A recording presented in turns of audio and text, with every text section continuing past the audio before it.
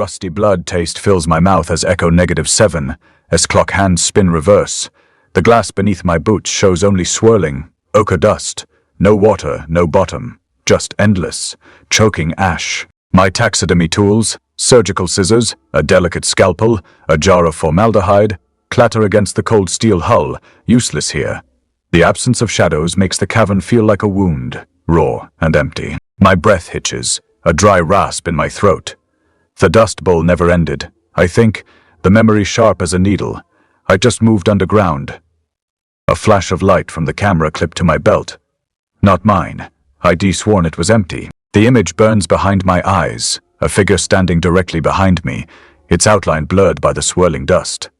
Yet somehow, solid. I spin, heart hammering against my ribs like a trapped bird, the creak of planks beneath my feet echoing unnaturally loud in the suffocating silence.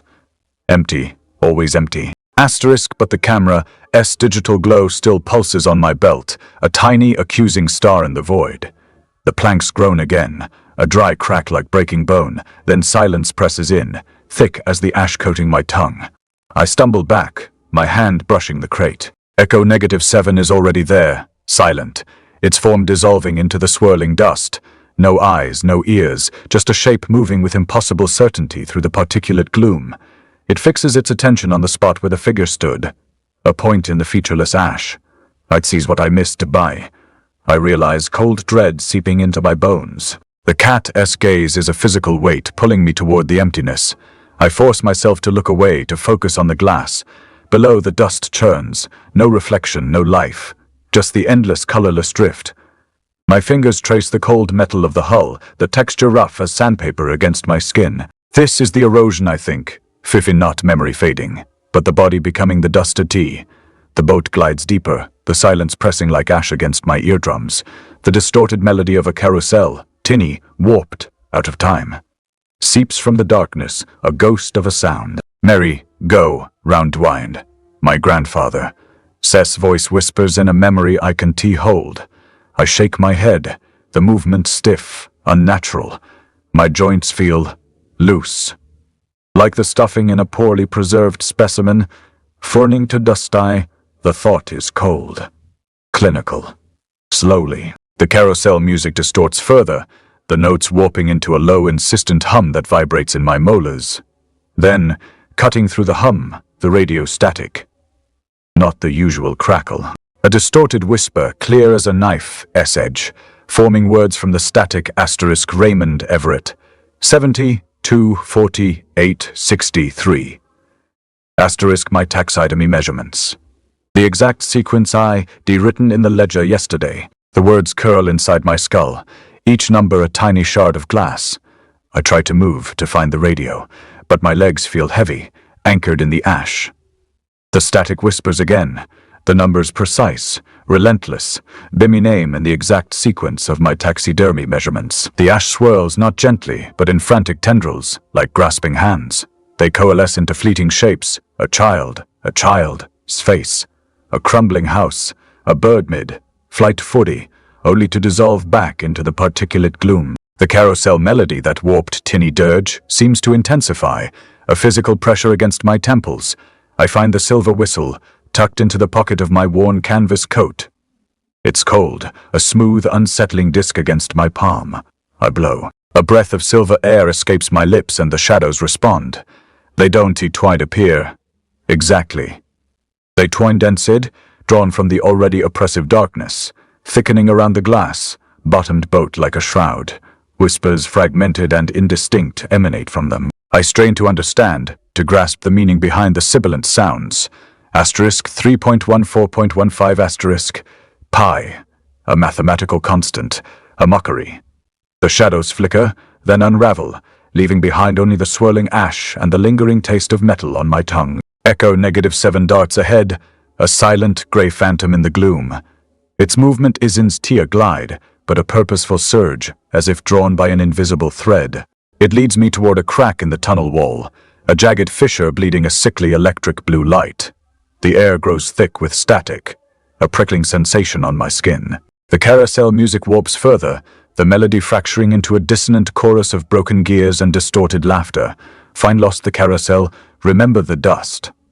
Asterisk, the voices are fractured, incomplete, like shards of a shattered memory. I fumble for my pencil and sketchbook, a futile attempt to capture the radio's hum, to translate the chaos into something tangible.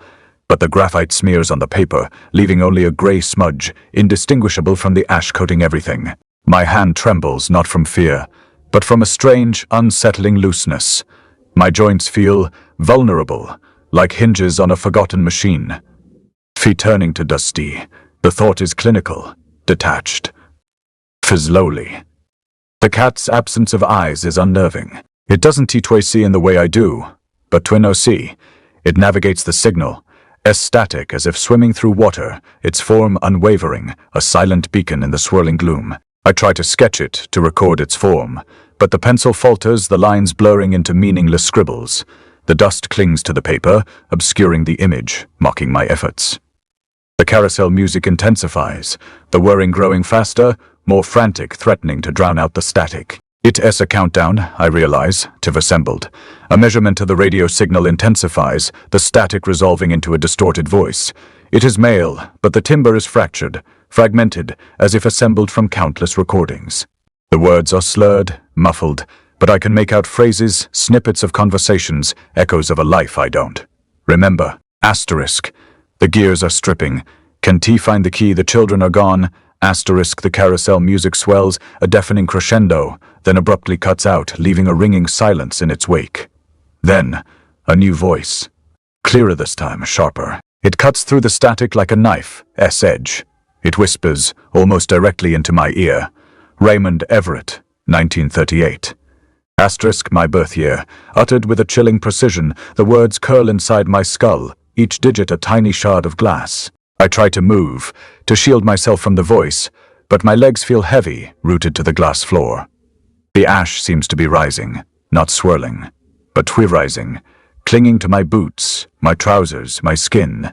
Echo -7 stops, its form rigid, its posture unnervingly still. It turns its head, or what passes for a head, towards me. No eyes, no expression. Just the unsettling blankness of a creature that exists outside the realm of human comprehension. The cat's heartbeat, a slow, deliberate thrum, resonates in my chest. Synchronized deed, I realize, a wave of cold dread washing over me. The radio whispers again, the voice now laced with an almost mocking cadence.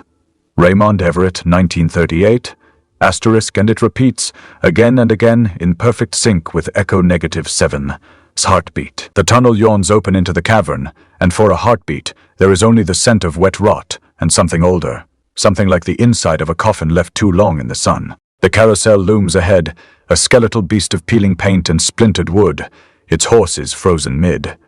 Gallop like taxidermy gone wrong. The air hums with the static of a dead transmission, but the melody isn't dead. It breathes sigh, a tinny, warped dirge that shouldn't exist. The notes dragging like rusted gears, each one a whisper of a child. Laughter turned to grit. My fingers tighten around the camera. The lens is cold, unyielding. But when I press the shutter, the viewfinder doesn't show the carousel horse's cracked glass eye. It shows Trimpoine. My reflection stares back, but my skin is already dusting at the edges. Flakes of ash clinging to my cheek like frost. The camera shakes in my grip, not from fear, but because my hands are slipping, the joints loosening, the bones softening into something granular. Echo -7 presses against my calf. The fur no longer the sleek gray I remember, but streaked with crimson, as if it's been rolling in something long dead. The color shouldn't be there. It's run wrong, like the blood of a memory bleeding through. I crouch, brush my fingers over the cat's shoulder. The fur is warm, too warm. The heat pulsing beneath like a heartbeat, fintronized. Asterisk, the thought claws at my skull. The carousel. Her swirring syncs with the thutic tick-tick of my pulse. Slower now, deliberate, like a metronome counting down to something I can. The horses' mouths hang open, rotten wood blackened with decay, their painted grins split into jagged, toothless smiles. The scent of it, sweet, coppery, fills my throat. I swallow. The ash tastes like rust. The camera lens fogs. I exhale, wipe at it with my thumb, but the condensation doesn't clear. Instead, the reflection fight moves C. My image in the viewfinder tilts, the dust swirling around my face like a storm. The carousel's music distorts further, the notes bleeding into the rhythm of my heartbeat, fiftim pifus now the driving force of the melody. Fukatik, tick, asterisk the horses' heads snap toward me in unison, their glass eyes flickering to life, not with light, but with shinned reflections then. My face stares back from each one, the dust creeping up my neck, my temples, my lips parting in a silent scream I don. T-make. Echo -7, S fur bristles, the crimson streaks pulsing like veins. The cat doesn't look at me. It looks through me. Its blankness now a void. A door left ajar to something worse. The first horse S painted eye blinks. The reflection in its glass isn't T-mine anymore. It's a Vewa Sibida, a woman with my face, her skin already half. Dust, her lips moving in a wordless scream. The carousel creaks, the gears groaning like a dying man. The horses turn fully, their wooden limbs shifting with a sound like snapping bones. The camera slips from my fingers, I don't catch it. My arms are too heavy. The dust is rising now, not swirling but twin climbing, coating my skin, my hair, my eyelashes. The last thing I see is Echo -7, a shadow stretching long and wrong across the glass floor, its heartbeat now the only sound in the world. Tick, tick, tick. Asterisk, and then the horses' heads turn in unison, their glass eyes locking onto mine, the reflection in each horse. S.I. Winkson. The radio S crackle isn't just noise anymore. It's a breath, a wet, rasping inhalation pulling itself from the static like a drowning man surfacing. My fingers tighten around the dial, the plastic groaning under the pressure, but the signal does T-waver. It forms static limbs twisted half, seen in the flicker of the dial-esque glow, twist toward me, fingers elongating from the distortion, tapering into points that shouldn't exist in sound. The voice slithers out not from the speakers but from the air itself, vibrating in my teeth, my bones, asterisk. You preserve the dead, Raymond. But who preserves you? Asterisk, the words coil around my ribs, and for a second I can breathe. My hands know the answer, scissors, needles, the careful stitching of skin back onto bone, but the voice doesn't wait. It laughs, a dry, brittle sound like kindling snapping, and the static shifts reshaping into something worse, a face half erased. Its mouth moving in time with the words. Asterisk, you stitch them shut. But what happens when the stitches rot?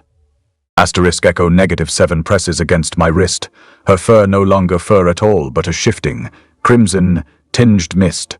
Her touch cold as grave dirt. The moment her claws, no not claws, pointed sharp as needle tips, brush my skin, the world 20 unfolds. Not a memory. A 40 wait, a memory. A man's hands, rough with calluses, gripping a plow. The earth splitting beneath his fingers like a wound. The air is thick with dust, the sky a bruise, and then, the storm, not wind, not rain. Silence. Silence. A soundless roar swallowing him whole, his name lost in the grit, his bones turning to ash before he can scream. I gasp, my lungs burning, and the radio's voice is suddenly inside my skull, asterisk 3.14.15, asterisk the numbers sufficient, pulsi. Not as sound but as pressure, pressing behind my eyes, my temples, the base of my throat. The carousel, as music swells, the horses, creak now a chorus of creaking bones, their glass eyes flickering in time with the static. His whisper, asterisk, remember the carousel, asterisk the voice is asking, it's self-demanding. I try to stand, but my legs are sand, shifting beneath me, my knees buckling like a house of cards. The radio-s static civil laughs it again, and the signal forms. Those limbs reach for me, fingers brushing my cheek, leaving trails of cold like the touch of a corpse. Asterisk, you think you read the first. Asterisk the words drip, slow and thick, and I see it him Pimpy, the farmer, not in the storm, in the 40 after his skin dust, his eyes hollow, his mouth moving in a silent scream. Asterisk, you think you read the last. Asterisk Echo -7. S paw presses harder into my palm, her touch no longer cold but vivid and burning, the crimson ash spreading in streaks across my skin like spilled ink. The numbers siven burn behind my eyelids, 3.14.15. The sequence from the radio. The sequence from the dream, the sequence that isn't a sequence at all, but a foodie countdown.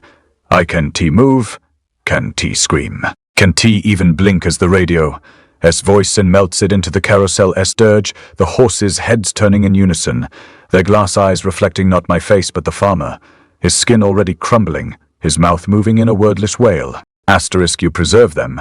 Asterisk, the voice hisses. Asterisk, but who preserves you? Asterisk, echo -7.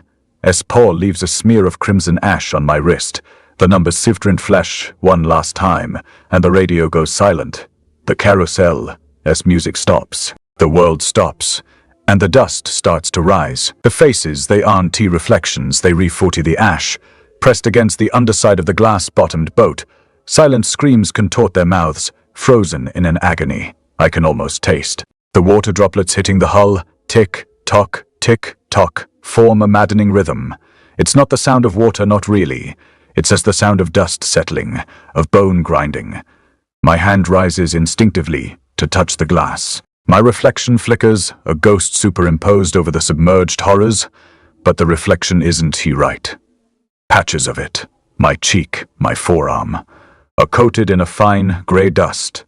It clings, resists my attempts to brush it away. Echo -7 drifts closer, a crimson, tinged shadow against the ashen landscape.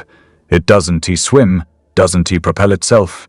It twin glides seated an uncanny grace that borders on the unsettling. Its form is blurring, the edges dissolving into the swirling dust, becoming indistinguishable from the faces below.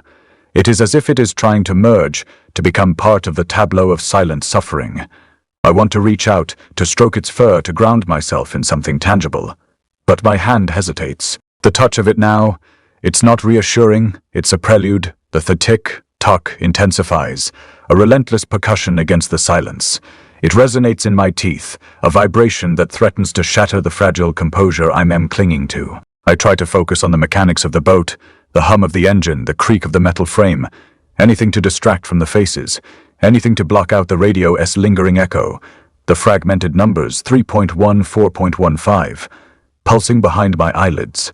The dust on my skin feels dry, not the dryness of dehydration, but the dryness of absence, as if the moisture itself has been leached away, leaving behind only brittle, crumbling matter.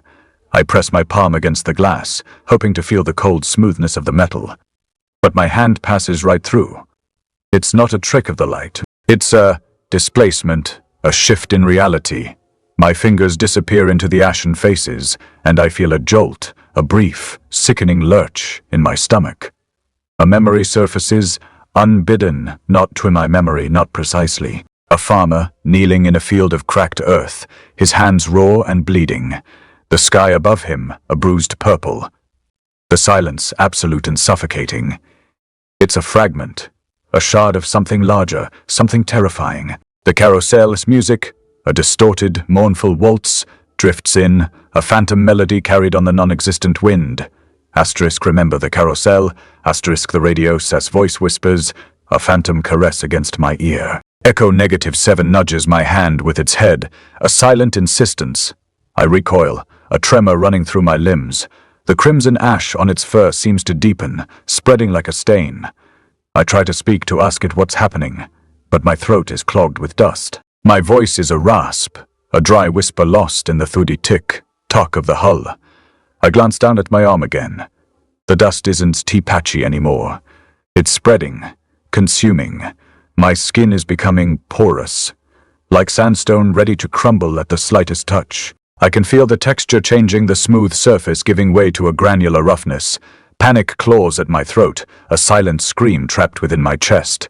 The faces below seem to be closer, their expressions more vivid. I can almost make out individual features, a furrowed brow, a downturned mouth, a single tear frozen on a cheek. They not just screaming, they re-watching Guantin.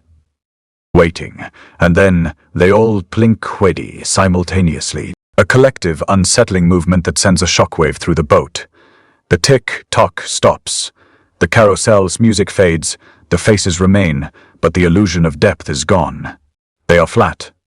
Two-dimensional images pressed against the glass.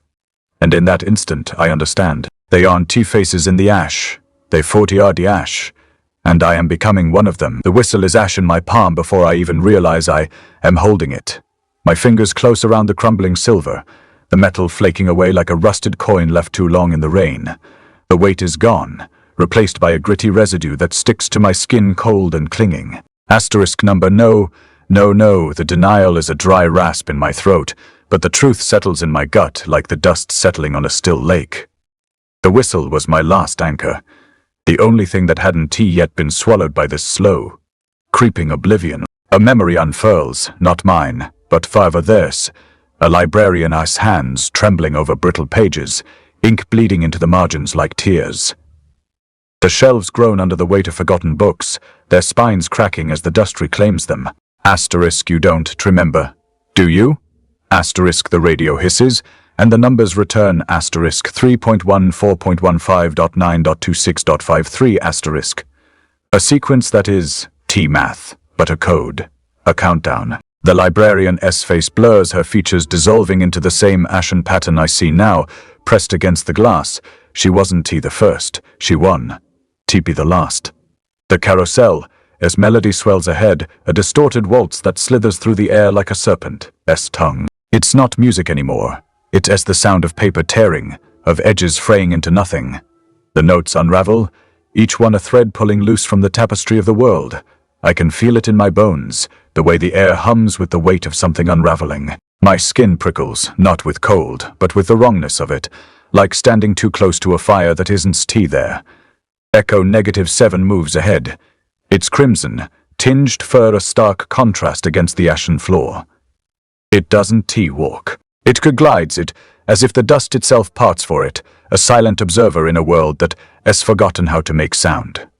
I follow, my boots leaving no prints, my breath shallow. The chamber opens before us, a vast circular space bathed in a sickly glow. The figures inside are trapped in the dust, suspended like moths in amber, their faces frozen in expressions of silent agony. A soldier's hands clutch at his throat, his uniform frayed at the edges. A farmer's back is arched, his spine cracked like dried clay. And then there's me, or two versions of me, each one a little more broken than the last. The carousel at the center is a relic, its horses frozen mid. Gallop, their paint chipped away to reveal the same gray beneath. The music isn't playing from the machine, it's playing through me. The notes vibrate in my ribs, a physical ache that radiates outward, dissolving the edges of the world. The dust around the figures shimmers, and I realize, too late, that they not frozen. They free waiting. Echo -7 presses against my leg, a silent warning. The air thickens, the carousel, as melody now a chorus of crumbling paper, a voice is whispering names I don't recognize. My fingers twitch, and I see them, all of them, beginning to dissolve. The soldier's face softens, his features melting into the dust like wax. The farmer's hands crumble away, his body sagging as the ash reclaims him. The librarian's books dissolve into nothing, her scream lost in the static. And then it's my turn. The dust rises from the floor, swirling around my ankles, creeping up my legs like fingers. It's cold. It's too fine-gray. I can feel my skin hardening, the pores clogging with the same gray grit that is erasing everything else. The whistle, as ash clings to my palm, and I know this is how it ends. Not with a bang, not with a scream, but with the slow, inevitable unraveling of Tavantimai. The last thing I hear is the carousel's melody, now a whisper against my ear, the sound of my own thoughts crumbling into dust. The figures dissolve. The chamber fades, and I am becoming one of them. The numbers claw at the inside of my skull. Asterisk 3.14.15 asterisk. They pulse with the carousel, as distorted waltz, a sickeningly sweet counterpoint to the encroaching gray. The residue of the whistle-less ash grinds beneath my fingernails, a constant reminder of what I am becoming. Echo -7 doesn't T-pad anymore. It twin flows E, a crimson ripple across the dust.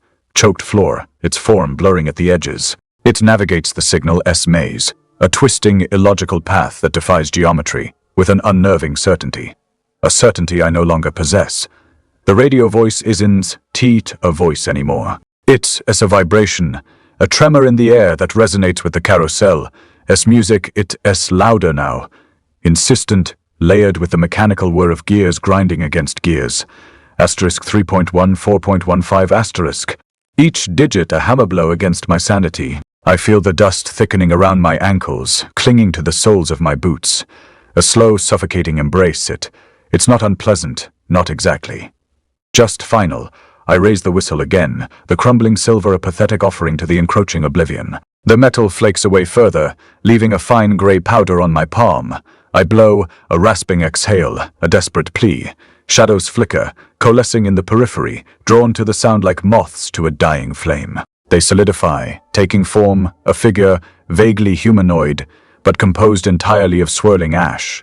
It esentimai, I realize with a detached horror, or, at least, a version of me. A version stripped bare, reduced to the essential components of decay. Its skin is the same grey as the dust, its eyes hollow pits of shadow. The ash figure extends a hand, and I feel a jolt, a sudden, visceral surge of memory. Not my own, but theirs, swerf. A flash of a sun, baked field, the smell of parched earth and despair, the feel of calloused hands gripping a plough handle. A woman's face, blurred and indistinct, her voice a whisper lost in the wind. A moment of profound loss of everything slipping away. The final moment of forgetting. It is a tidal wave of sensation, overwhelming, disorienting. I stagger, my knees buckling beneath me. The carousel's music intensifies, a mocking crescendo. 1,000 clocks begin to tick. Not in a rhythmic, predictable sequence, but a chaotic cacophony, each one marking a different moment, a different life, a different ending. The ticking drowns out the carousel, the radio, the dust itself. It's a physical pressure, a crushing weight on my chest. I clutch at my ears, desperate to silence the relentless ticking. But it's inside me now, woven into the fabric of my being. The ash figure. Sand remains on my shoulder, its touch cold and strangely comforting. I can feel myself changing. The grey dust isn't just clinging to me now. It's 70 becoming me. My skin hardens, losing its elasticity, its warmth. The pores clog, trapping the dust, sealing me within a slowly hardening shell. My limbs grow stiff, unresponsive. Mobility is fading, replaced by a growing sense of immobility, but the senses remain, sharper somehow, more acute. The ticking is deafening. The carousel's music is a physical ache. The dust is familiar. Echo -7 brushes against my leg, a silent crimson pulse against the grey. It is a reassurance, a reminder that something still exists beyond the encroaching oblivion. I try to speak, to form a word, a question, a plea. But my voice is gone, swallowed by the dust. The ash figure leans closer, its hollow eyes fixed on mine. And then, a whisper, a voice, faint and fragile, carried on the wind of the carousel as melody. It's not the radio voice. It's different, softer, more intimate. It brushes against my ear, a breath of dust and memory. Raymond, the boat's glass floor groans beneath me, a low, resonant twankraki, like the ice on a winter pond just before it breaks. Crimson veins spiderweb across the pristine ash, thick and viscous, pulsing with a slow, unnatural rhythm. My fingers hover over the railing. No, not fingers anymore, just brittle husks of bone sheathed in grey. The ash clings to my palms, cold and damp, like the residue of a half-remembered dream. I try to flex them, to grip the polished metal, but my hand passes through the railing as if it is no longer solid. A laugh bubbles up from my chest, dry and hollow, but it dies before it escapes. No sound, no breath, only the violin's sigh, writhing from the depths of the tunnels below, each note a jagged breath of air being sucked from a dying man's lungs. Echo -7 moves ahead, its crimson form flickering like a candle flame in a draught. It doesn't walk. It twin glides, a silent ripple across the contamination, its edges blurring into the ash. Stained glass. I follow, my boots leaving no prints, my body no longer heavy enough to press into the dust. The cat's touch is the only anchor left. Its fur is not fur at all, but a shifting metallic rasp, like the sound of 1,000 tiny gears turning in unison. When it brushes against my ankle, I feel it, not as pressure, but as a vibration, a pulse of something electric and wrong. A memory flickers just for a second. A woman's voice, soft and distant, calling my name through a storm. Raymond? Asterisk, then it's gone, dissolved into the ash. The violin's melody twists deeper into my skull, each note a blade dragged across the synapses. It's not music anymore, it's the sound of a memory unraveling. I reach for it, desperate to hold on to something, anything. But my fingers pass through the air like smoke. My mother's face swims behind my eyes, her hands steadying me as I learn to tie my shoes, her laugh like sunlight through a window. I grasp for it, but it slips, crumbling into nothing. The ash swirls around me, hungry, insatiable. It doesn't just cover me, it 20 replaces me. My chest tightens, my ribs stiffening beneath the gray, my lungs filling with dust instead of air. Echo -7 pauses at the edge of the glass, its form splitting into 2 crimson tendrils before reforming. It turns, and for the first time I see it clearly, not as a shadow, not as a ripple, but as a reflection. My reflection, or what? S left of 1. The glass distorts, the surface rippling like water, and then there's no face. Only ash, swirling in the shape of a skull, hollow-eyed and grinning. The violinized gasp becomes a scream, 1,000 voices overlapping, all of them mine, all of them screaming the same thing. I don't remember, the cat, as touch burns against my skin, a brand of something ancient and terrible. I stagger, my knees hitting the glass. But there's no pain, only the weight of the dust pressing me down, sealing me into place. The reflection doesn't move, it just stares, and the ash in the glass begins to weep. Not tears, liquid memory, dark and viscous, pooling at the bottom of the boat like blood. The violin's last note hangs in the air, a single, trembling thread, and then the glass cracks. My body is ash now, yet I feel everything. A brittle chill permeates the gray, a constant, unsettling hum beneath the surface of what remains. Echo -7 sits beside me, a crimson flicker against the monochrome landscape. Its touch is a brand, a searing pulse that doesn't register as pain, but as information, a deluge of static, of fractured signals flooding my awareness. I try to speak, to form a word, any word, but only dust escapes my throat. A dry, rasping whisper lost in the cavernous silence. I want to thank it, but the impulse is alien, detached. Gratitude feels like a forgotten language. I reach for Echo -7, not to thank, but to stop it. The intention is clear, the need desperate. But my hand passes through the dust, as if it is no longer mine. It is a phantom limb, a memory of a hand that once held tools, that once meticulously stitched eyelids onto glass eyes. A carousel's melody swells, a distorted saccharine tune that claws at the edges of my sanity. Fricuse the weasel. The music isn't coming from anywhere specific, but seems to emanate from the ash itself, vibrating through the glass floor, through my very being. A fur accompanies it, a mechanical pulse that mirrors the crimson flicker of the cat. I see my reflection in the ash. It's not a sudden image, but a gradual coalescing, a slow, agonizing reveal. The dust swirls, clinging to the surface of the glass, forming the vague outline of a face. Then, detail by detail, it solidifies. The hollow sockets where eyes should be, the thin, ashen lips, the curve of a jawline that is undeniably terrifyingly mine. But it's not Twendamai.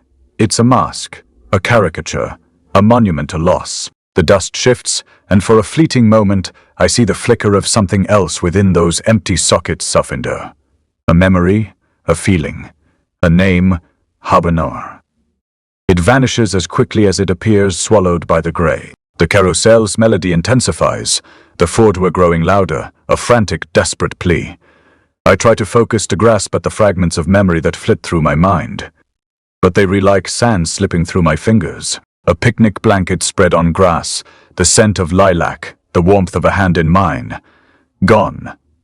A child's laughter echoing in a sunlit room. Gone. Each memory a tiny shard of glass, sharp and painful, dissolving into the pervasive ash. The cat's touch intensifies, the vibration spreading through my form, a current of raw power. I can feel it, the entity behind it, the fragmented radio signals coalescing into a single overwhelming voice. It is not a voice I hear with my ears, but directly within my mind, a cold, precise intrusion. The glass beneath me groans, a low, guttural sound that resonates deep within my bones. My remaining mobility shrinks, my feet sinking deeper into the ash. I am becoming part of the landscape, a monument to oblivion. I am fully transformed now. The reflection in the ash is no longer a caricature, but a perfect replica. The dust has consumed me, assimilated me, made me one with the grey. And yet, I remain fully aware. A horrifying, detached observer of my own dissolution. A silent scream trapped within a shell of ash. The carousel-less music reaches a fever pitch, a chaotic swirl of sound that threatens to shatter what little remains of my consciousness. The furor becomes a deafening roar. Then, a voice, clear, precise, devoid of emotion. It doesn't resonate from the carousel, but directly within my mind, a final chilling intrusion. You remember now. The cat dust merges with my form, the crimson flicker extinguishing as it becomes one with the grey. The carousel's melody shatters into 1,000 shards of sound, each note a needle pricking the silence. Raymond Everett, Raymond Everett, Raymond Everett. The chant isn't outside, it's inside. A chorus of breaths scraping against the inside of my skull, voices frayed like old thread. I feel them in the ash beneath me, vibrating through the glass floor. 1,000 echoes of Raymond Everett from 1,000 lives dissolving into this grey sea. My hands, what's left of them, lie flat on the glass, but I don't feel the cold. Only the slow, wet sound of my own name being unspooled. For Raymond Everett, each syllable a tiny shard of glass, cutting deeper as the crimson contamination bleeds into my form, warm and thick as dried blood in the dust. It's not pain. It's the opposite, the final stitch in the taxidermy of my own erasure. The ash around me swirls in slow eddies, carrying the scent of old metal and dry grass. Frick lilacs, picnic blanket, the warmth of a hand. The memories surface not as images but as pressure, like a child's small fingers pressing into my palm, gone before I can grasp them. The carousel's frantic footing whir is gone now, replaced by the sigh of dust settling, a sound like 1,000 dry leaves skittering across stone for Raymond Everett. The voices are closer now, overlapping, each one a different shade of my own voice, husky from a life spent stitching eyelids onto glass eyes, sharp from a time I held a child too tight, soft from the last time I called Sue and Eleanor, before the dust took her. They're not ghosts. They're me fraying at the edges. I try to lift my head. The ash resists, clinging like wet sand. My neck feels like it's made of glass, thin and brittle. The reflection in the glass floor is gone now, just a seamless expanse of grey. The crimson contamination pulses beneath the surface, a slow, rhythmic throb matching the fundy foot of the carousel's final note. It's not cold, it's the warmth of a hand on a cheek, a memory I can't hold. Whew, you remember now. The voice from the cat's touch, the radio signal, the thing behind it all. It's not a question, it's a confirmation. I remember everything, the picnic blanket, the lilac scent, the way Eleanor's laughter sounded when she fell off the swing. All of it sharp and bright, then swallowed whole by the grey. The voices chant louder, their cadence syncing with the crimson's pulse. Raymond Everett, Raymond Everett, Raymond Everett, Raymond Everett. The ash is rising now, not around me but through me, filling the hollows where my bones used to be. I feel the grit of it on my tongue, the taste of the Dust Bowl wind. My vision narrows to a single point, the glass beneath me now reflecting not a face, but the endless, empty grey. The taxidermist's hands, always precise, always patient, were finally stitching something permanent. Not glass eyes. Finty mem, the perfect specimen of forgetting. The last note of the carousel's melody cracks into silence. Not a silence that holds, but a silence that twinvin unravels see. The voices stop. The crimson contamination vanishes, not as a stain, but as a sigh. The glass floor feels solid beneath me, no longer a surface, but my skin. The last thought I have is of a silver whistle, cold and heavy in my palm. Its sound fading before I even held it. Raymond Everett. Phew. The name hangs for a single suspended breath, then the sound of it dissolving. Not into silence, but into the 4D absence of sound. The quiet hum of dust settling. The slow, wet sound of a name being forgotten. The ash breathes, and I am no longer here.